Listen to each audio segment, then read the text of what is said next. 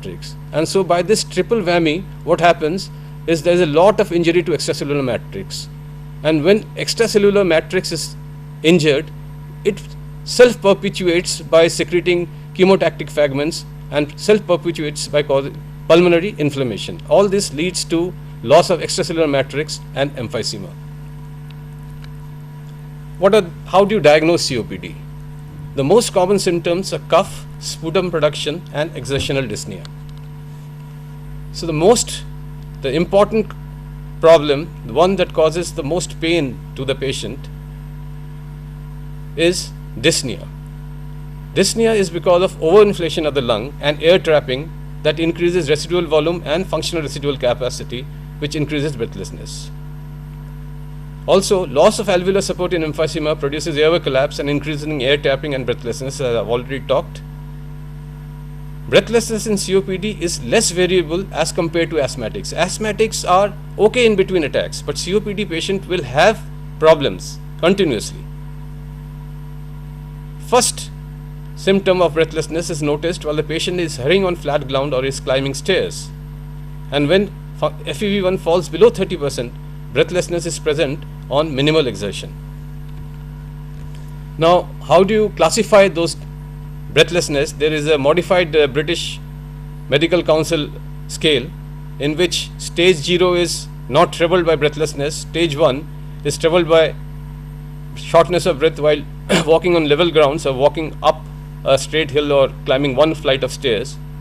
Stage 2 is walks slower than people of his age on level because of breathlessness and has to stop for breath while walking at own pace on the level.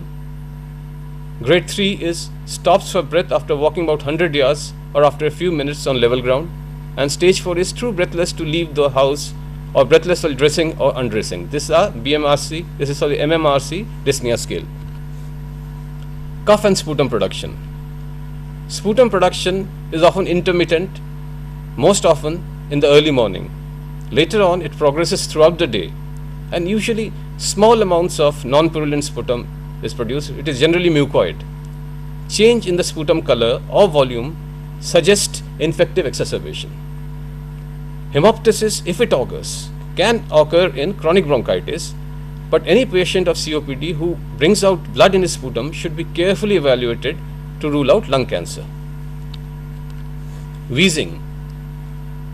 Wheezing is not always present and is not specific for this condition. It results from turbulent airflow through larger airways due to bronchial smooth muscle control, due to structural narrowing of the airway, and because of presence of secretion. Now, it is very important to note that absence of wheeze on auscultation does not exclude, exclude COPD. Absence of wheeze on auscultation does not exclude COPD. Now, again, since it is very important, let me highlight the differences between COPD and asthma. COPD, the age of onset is in middle age and it slowly progresses, the symptoms slowly progress. There is a long smoking history, there is dyspnea during exercise and largely irreversible airflow obstruction. Whereas in asthma, the onset is early life, symptoms vary from day to day, symptoms at night or in early morning. There may be allergy, there may be rhinitis, there may be eczema, there may be a family history of asthma, and it is a largely reversible airflow obstruction.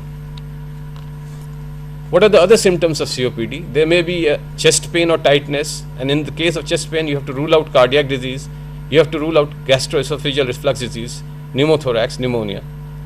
Weakness, as I have told you, may be a part of COPD per se because it is a systemic disease, or it may be due to deconditioning, weight loss because of anorexia, because of decreased caloric intake or increased metabolism. There may be depression, there may be impaired sleep quality, and COPD is an important cause of osteoporosis. Now we come to the physical examination. On inspection, the respiratory rate and breathing patterns should be assessed. Some patients, the COPD patients, have a very typical way of taking breath. This is known as a pursed-lip breath. This is to reduce the dynamic compression of the airways, and they use their accessory muscles of respiration. There are signs of overinflation like increase in AP diameter of the chest, which is known as barrel chest, The ribs may be horizontal. There may be reduced distance between the suprasternal notch and the cricoid cartilage. There may be indrawing of suprasternal, supraclavicular fossa and intercostal spaces, and the lower ribs may be pulled inwards during inspiration. This is known as the Hoover sign. This is a typical COPD patient. As you have seen, the patients of COPD generally, to stabilize their shoulder girdle, they assume the position of a tripod so that the accessory muscles are put to maximum use. They use the pectoralis and their deltoids and also their latissimus dorsi muscles to inspire. So this is a typical position of a COPD patient breathing. And on percussion and auscultation, there will be signs of overinflation like loss of liver dullness, loss of cardiac dullness. Breath sounds may be diminished or have prolonged expiratory phase, which is important. Polyphonic wheezes may be found. Crackles, especially late expiratory and early inspiratory crackles, may be noted at the basis. Now, what are the investigations that you have to perform in a patient of COPD? Spirometry is a must because the definition of COPD derives from spirometry. And what are the indices that you measure? The FEV1, the FVC, and the FEV1 by FVC percentage expressed as a percentage. Now, this is a typical spirometry. It's a normal spirometry. What we find that in this patient, the FEV1 is 3 liters, FVC is 3.7 liters. So the FEV1 by FVC is about 81%, which is normal. You measure volume on the y-axis and time on the x-axis. This is also known as the volume time graph. So in the upper picture is a sign of a mild obstruction. Is a typical graph in which the FEV1 by FVC is 67%, and the lower down the FEV1 by FVC is 22%. It classifies as a severe COPD. So these are the spirometer graphs if you measure volume against time. Now another very important, very useful way of measuring this spirometry is flow volume loops. Over here, the computer, it measures flow in the y-axis against volume in the x-axis, and one on the left is a normal COPD, a normal spirometer of a normal patient, and the shape in the flow volume curve, you see the shape and of course you see the volume, and the top of the flow volume curve is the peak expiratory flow rate. In the middle portion is a mild expiration, but you see the upper portion is the expiratory film and the expiratory flow, and the lower portion is inspiratory flow. The highest point of the expiratory flow is known as the peak expiratory flow rate. But after that, there is a slight hollowing of the expiratory limb, which is very classical in an obstructive airway disease. And this is further accentuated in the right picture, in which you see that this is the typical picture of a emphysema, in which the peak flow is very low, the lung volumes are low, but the characteristic portion of the expiratory limb is most important. So there is a scalloping or a scooping of the expiratory flow. These are the signs you look for in a flow volume loop. Now, COPD by definition is a non-reversible obstruction. So you may do a bronchodilator reversibility to rule out some cases of asthma. Most used criteria is a percentage increase in the baseline value. We actually accept 15% or a change in 200 ml. A small amount of bronchodilator reversibility may be present in some patients, but it is not predictive of response to therapy.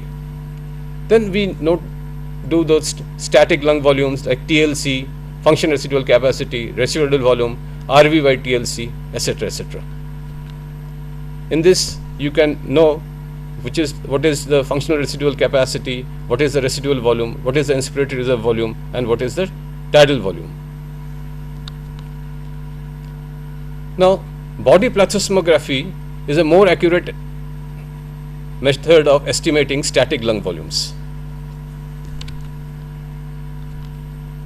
We can measure the diffusing capacity by use carbon monoxide as a tracer gas. Emphysema reduces DLCO, but it is normal in asthma and is normal in early COPD.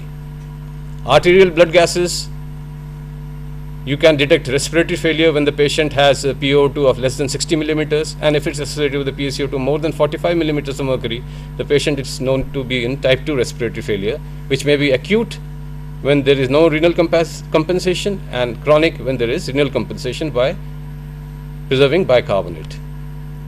Exercise testing is useful in some patients of COPD in which you also suspect there is some element of heart problem.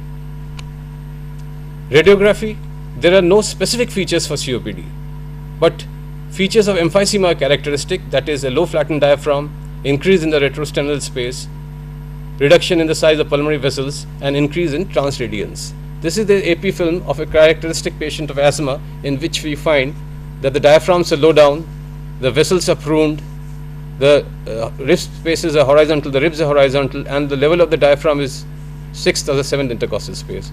And on lateral film, you find that increase in the area of transradiancy.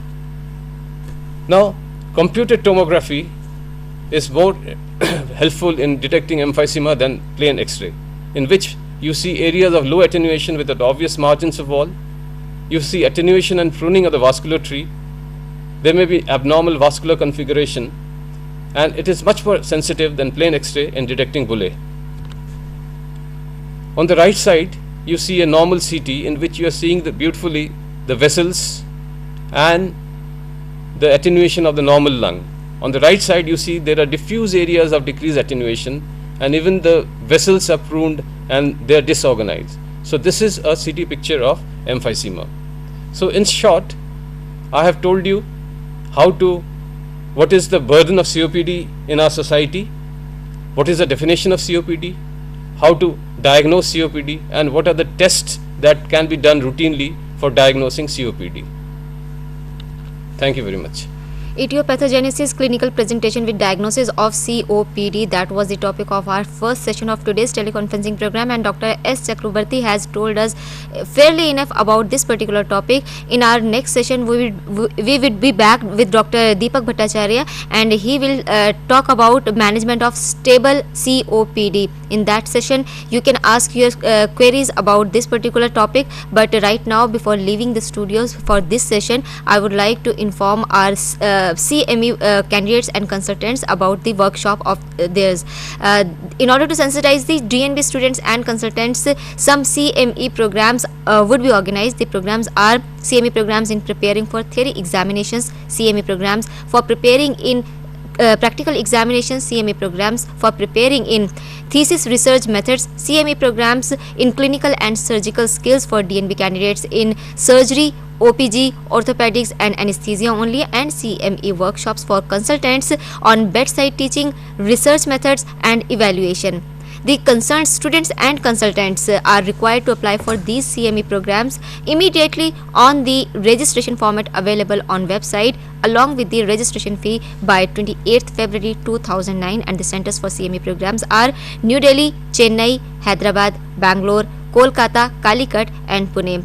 So that was the information for the candidates and consultants of CME programs and workshops. Right now, I would like to take a leave of yours for this particular session. After 15 minutes, we would be back with one more topic and with one more expert.